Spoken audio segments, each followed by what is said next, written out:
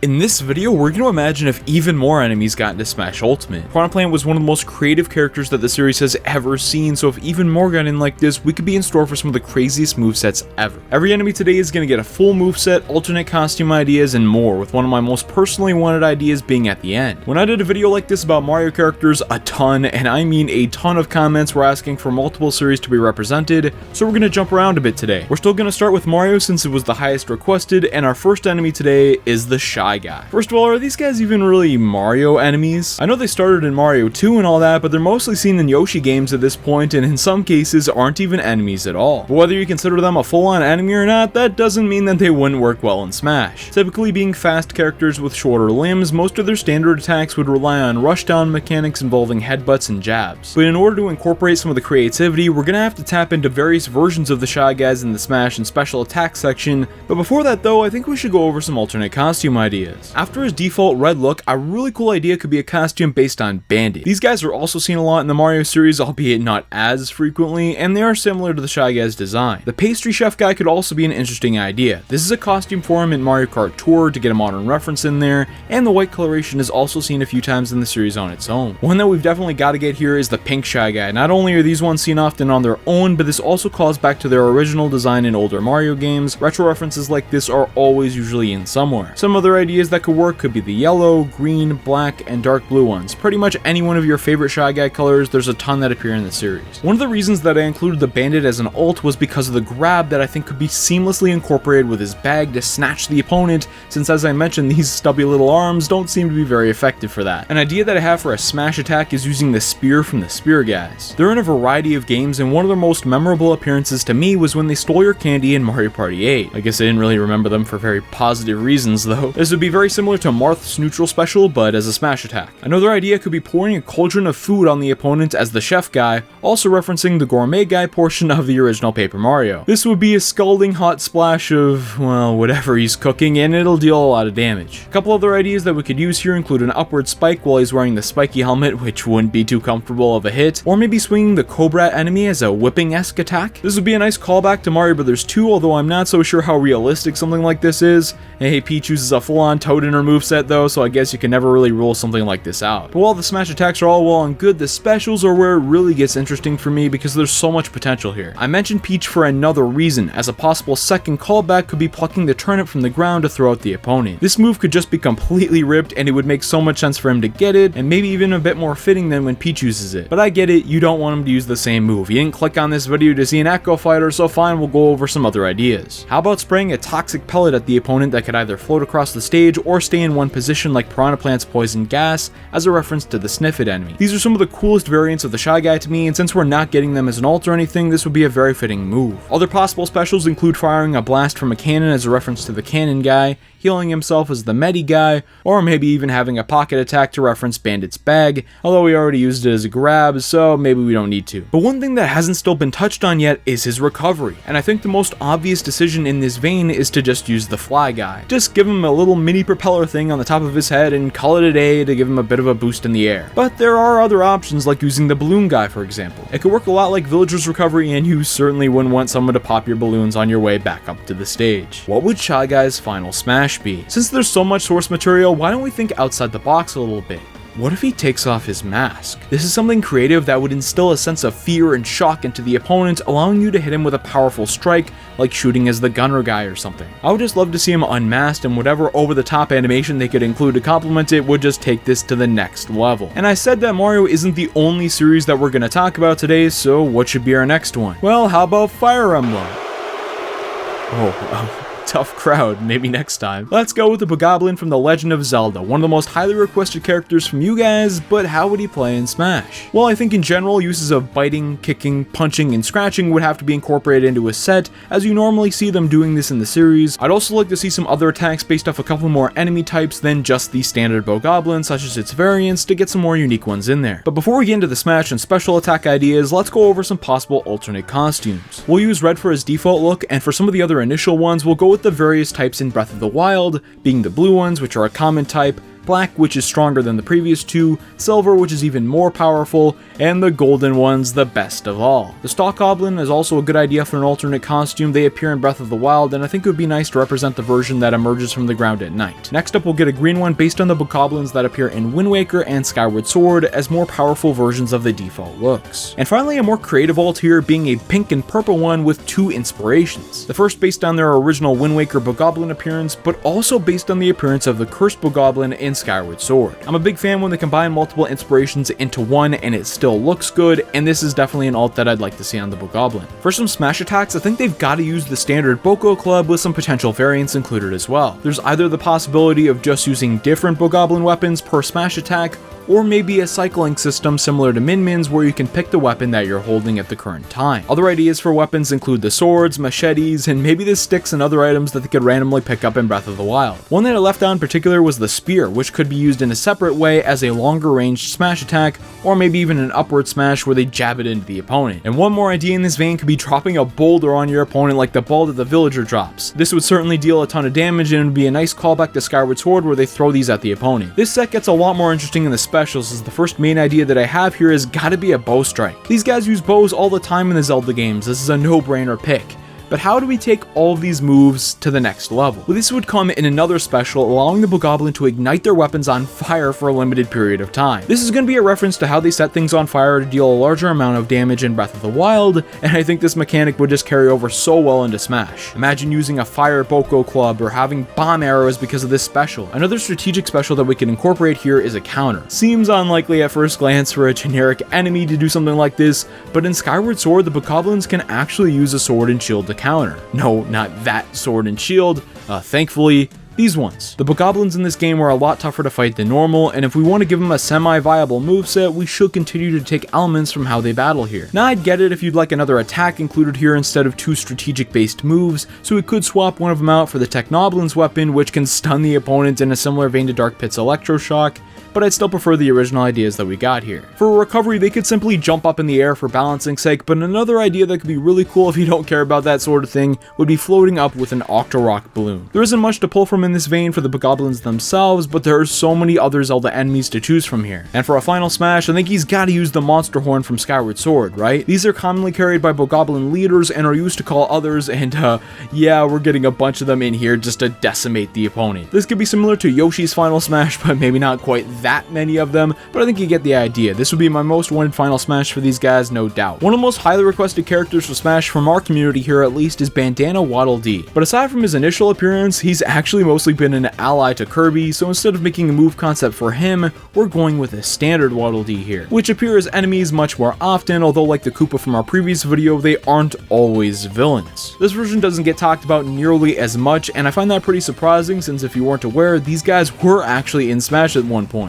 Well, kind of. Back in Brawl, King Dedede originally had a special where you could throw these guys and have them attack the opponent. So while they weren't directly playable, they're still closer than all these other guys were. They're kinda like Bowser Jr.'s Mecha Koopas when thinking about it, but no more. Their basic attacks in a hypothetical Smash Bros. Moveset would likely consist of slight punches and stumbling headbutts to reference their appearance in Super Smash Bros. Brawl. It's something that we just gotta do. Their umbrella could be used for some tilts, but I really wanted to keep these moves fairly minimalistic to be more accurate to their standard appearance, since in the Smash attacks and specials, that's definitely not the direction that we're going. First though, what should Waddle Dee get for some palette swaps? As shown, I feel the default should just be his modern look, with the second referencing their classic appearance in Dreamland being red with light yellow feet. Both are immensely important to have in, so why not have them as the first two, right? Following that, we'll get a pinkish red look with red shoes from Kirby Canvas Curse. Next is yellow coloration with light shoes from Kirby's Dreamland 2. And then I feel we should get a green color, which would be a simple reference to the Player 4 color scheme from Kirby multiplayer games. Yeah, it's not as Waddle Dee specific as the other ones, but it's still an important reference nonetheless. Following that, we'll get a more unique costume being completely grayscale to reference the original Game Boy Color palette from Kirby's Block Ball. A blue alt after this would be based on King Dedede's coloration, which again is a callback to the Brawl appearance of the character. This one would look really cool with the orange and red being incorporated as well. And finally is quite different from all the others, but I think a Waddle Doo would be a nice alt as well. These are similar enemies in the series with different abilities, and it'll make a lot more sense once you see the moves that we've got coming up in the special section. The first smash attack I'd like for Waddle Dee would be a powerful strike with the umbrella that I touched on before. There's a lot of instances in the game where a slight jabbing attack is used only to follow up with a more powerful version later in the moveset,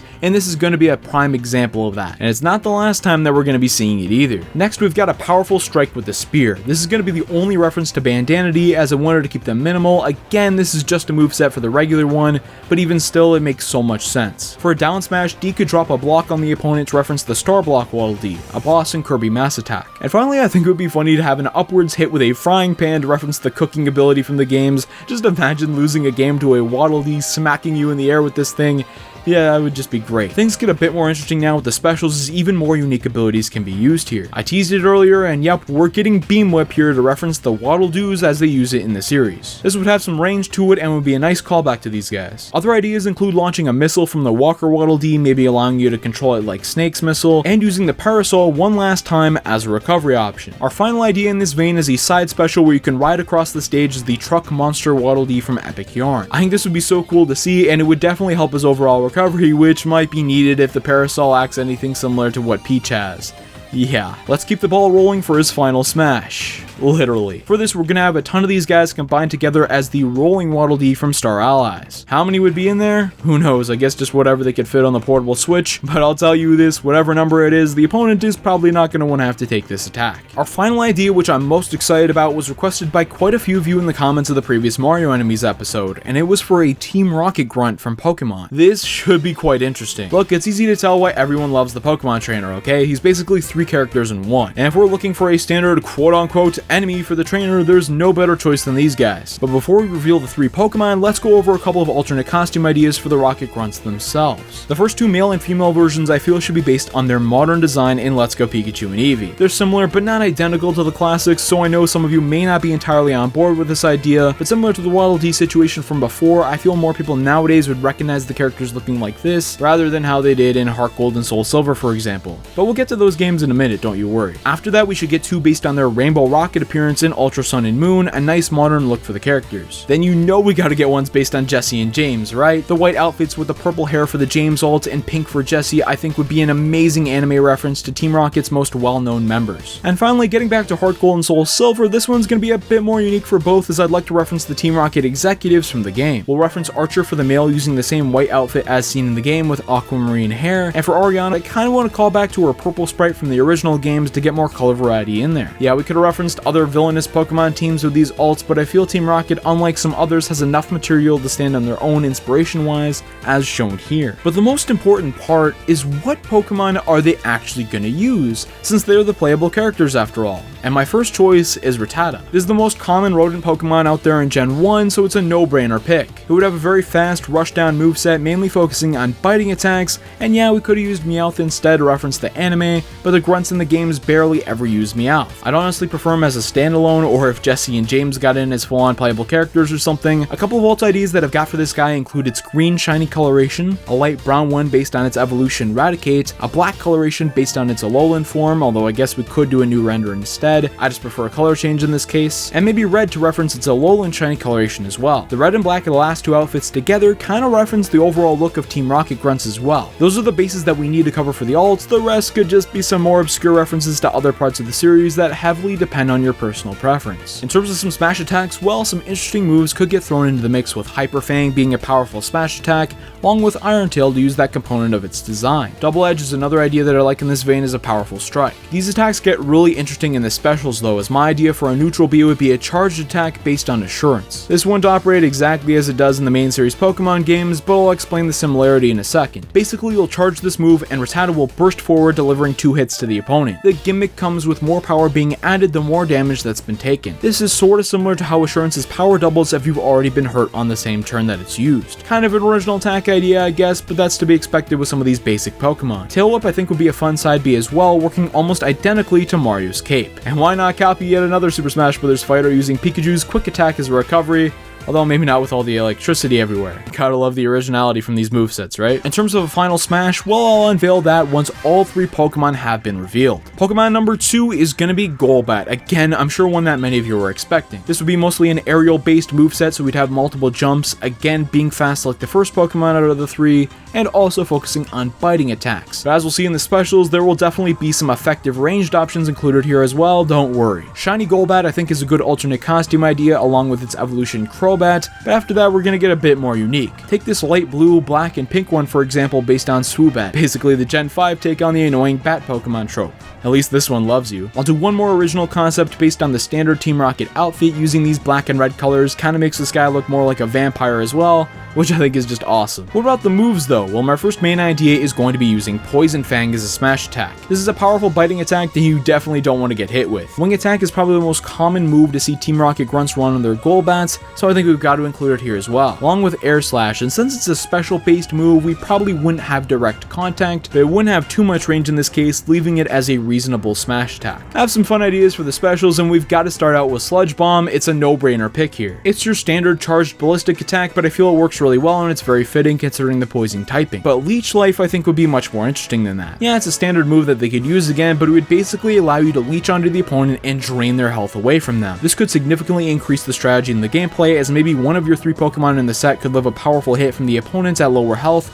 and even if you don't like using Golbat as much as the others, you still have an incentive to switch to it. Another incentive to switch would be using the recovery, because along with the jumps you'd be able to use Fly. This doesn't have to be a massive increase in height, but it's got to be included in the set in some way. For 6 generations it was an HM, and Golbats were used by a lot of people, including myself, to fulfill that role for the party's flyer. And while Rattata and Golbat may have been 2 fairly expected picks, that probably isn't the case with Hypno up next. The Pokemon of these 3 who I feel is the most interesting of all. I get it, I mean most people just play the beginning of the game and remember the rats and bats the most, but Hypnos are used by Team Rocket quite a bit as well, much more often than some other pick ideas that it could have used here. And while the main reason that I chose him was for the moveset, let's go over a couple of alternate costume ideas first. After the default, I think his shiny would be really nice to see, a nice pink look. Then we should get a brown one as well to be based on Drowsy, Hypno's pre-evolution. Again, there's more ideas that we could do here, but for now I'll leave you with this black and red Team Rocket alt. Again, I think this would look great. But how would Hypno play? Well, he'd be quite a bit slower than the 2 mons in the set of 3 to provide a nice contrast. If they all played the same, what's the reason to switch between them, right? He'll mainly attack with punches, swipes, and headbutts, but when we get into the more powerful attacks, this is where the uniqueness of him can fully be pronounced. My first idea for a smash attack would be Zen Headbutt. It's gotta happen, right? A great way to reference a basic attack that he uses and a prominent psychic type move at the same time. Wake Up Slap could work as well, acting similar to how it does in the Pokemon games. If it's used on a sleeping opponent, it will do more damage,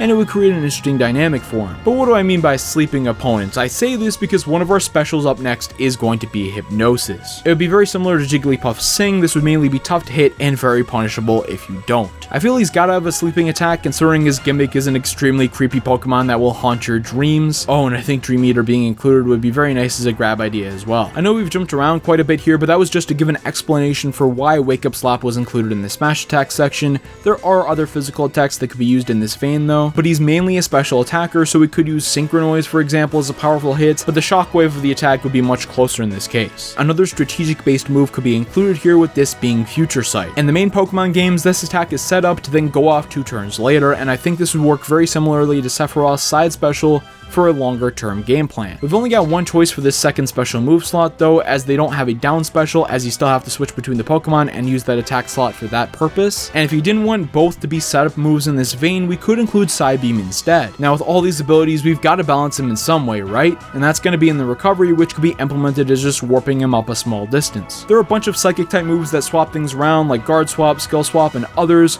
so one of those animations could potentially be included here, even though it doesn't canonically make sense. And for a final smash, I think we should combine all 3 characters together instead of just doing individual final smashes, as a callback to how the original Pokemon Trainer does it with Triple Finish. But in this case, I'd love to see the Team Rocket Grunt snatch up the opponent in a similar way to how Team Rocket is supposed to steal Pokemon in the games. They take them to the Team Rocket hideout, and all 3 of these Pokemon would blast them with a powerful attack. Out of all the characters that we've gone over today, I think the Team Rocket Grunt would definitely be my favorite, but all 3 of the others have very unique moveset ideas as well. And if you haven't seen the Mario Enemies episode yet, I've got it linked on screen for you right now. If you enjoyed this one, I'm sure you're going to enjoy that episode as well. And also remember to subscribe with notifications on to ensure that you do not miss new videos like this when they release. I'll see you next time.